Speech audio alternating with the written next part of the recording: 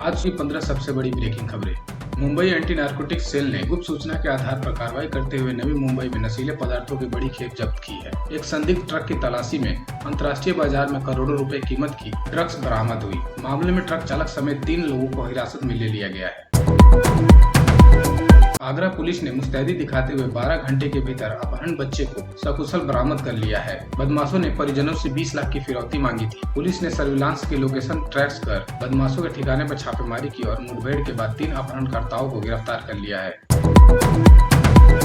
दिल्ली राजधानी के करोल बाग इलाके में देर रात हथियारों से लैस बदमाशों ने एक बड़े आभूषण शोरूम में डकैती की। साथ ही बदमाश गन पॉइंट पर लाखों के गहने और नकदी लेकर फरार हो गए। पुलिस मौके पर पहुंचकर जांच कर रही है और सीसीटीवी फुटेज को खंगाला जा रहा है। नोएडा साइबर पुलिस ने ऑनलाइन ठगी करने वाले एक साथी गिरोह का भांडाफोड़ किया है। आरोपी फर्जी बैंक अधिकारी बनकर कॉल करते और ओटीपी हासिल कर खाते खाली कर देते थे। पुलिस ने मामले में 4 आरोपियों को गिरफ्तार कर लाखों की नकदी और दर्जनों मोबाइल फोन बरामद किए हैं।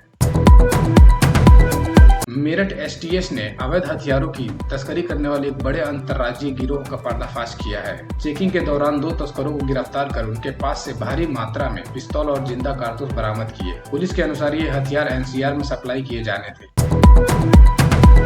प्रधानमंत्री आज देश को कई बड़ी बुनियादी ढांचा परियोजनाओं की सौगात देंगे। इसमें नई वंदे भारत ट्रेनों का शुभारंभ और नए एक्सप्रेसवे का उद्घाटन शामिल है। सरकार का मुख्य लक्ष्य देश भर में कनेक्टिविटी को बेहतर बनाना और व्यापारिक गतिविधियों को गति देना है। इस भव्य कार्यक्रम की सभी तैयारियां पूरी कर ली गई है।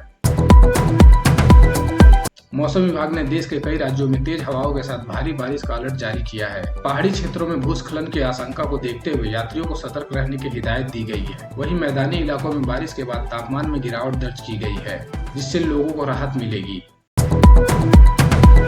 भारतीय अंतरिक्ष अनुसंधान संगठन अपने नए सैटेलाइट मिशन के प्रक्षेपण के लिए पूरी तरह तैयार है। इस उपग्रह की मदद से पृथ्वी अवलोकन और मौसम संबंधी सटीक पूर्वानुमान में मदद मिलेगी। श्रीहरिकोटा स्थित सतीश धवन अंतरिक्ष केंद्र से इस महत्वपूर्ण लॉन्चिंग की उल्टी गिनती शुरू हो चुकी है।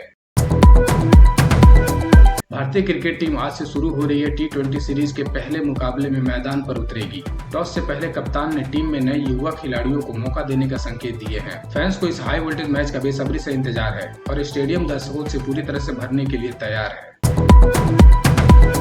केंद्र सरकार ने आज देश में आर्टिफिशियल इंटेलिजेंस और डिजिटल सुरक्षा को मजबूत करने के लिए एक नई राष्ट्रीय नीति का ऐलान किया है। इस पहल से टेक सेक्टर में नए रोजगार के अवसर पैदा होंगे। साथ ही नागरिकों के व्यक्तिगत डेटा की सुरक्षा को पहले से अधिक पारदर्शी और पुख्ता बनाया जाएगा।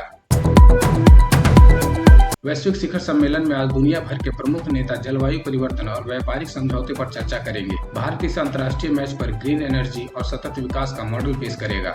सम्मेलन के दौरान कई देशों के साथ द्विपक्षीय व्यापार समझौते पर भी सहमति बनने को पूरी संभावना जताई जा रही है। आज से राष्ट्रीय राजमार्गों पर यातायात के नए नियम लागू हो रहे हैं। ओवर स्पीडिंग और लेन अनुशासन तोड़ने वाले गाड़ियों पर सीसीटीवी कैमरों के जरिए नजर रखी जाएगी और स्वचालित चालान काटा जाएगा। प्रशासन का उद्देश्य सड़क दुर्घटनाओं पर रोक लगाना और यातायात को अधिक सुरक्षित और सुगम बनाना है। कर्मचारी चयन आयोग और प्रमुख प्रतियोगी परीक्षाओं के परिणाम आज घोषित किए जा सकते हैं। परीक्षार्थी आधिकारिक पोर्टल पर जाकर अपना रिजल्ट चेक कर सकेंगे। इसके साथ ही सरकार ने विभिन्न विभागों में खाली पड़े हजारों पदों पर नई भर्तियों की प्रक्रिया शुरू करने के लिए निर्देश भी जारी कर दिए हैं।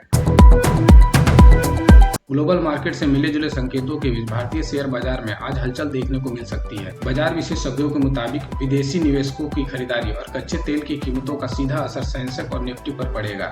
इसके साथ ही निवेशकों की नजर आज आने वाली प्रमुख तिमाही नतीजों पर भी बनी रहेगी। स्वास्थ्य मंत्रालय ने बदलते मौसम और संक्रामक बीमारियों के प्रसार को रोकने के लिए नई एडवाइजरी जारी की है। नागरिकों को व्यक्तिगत स्वच्छता और एहतियात बरतने की सलाह दी गई है। इसके अलावा सभी सरकारी और निजी अस्पतालों को आवश्यक दवाइयां और आपातकालीन सेवाएं तैयार रखने के निर्देश दिए गए हैं।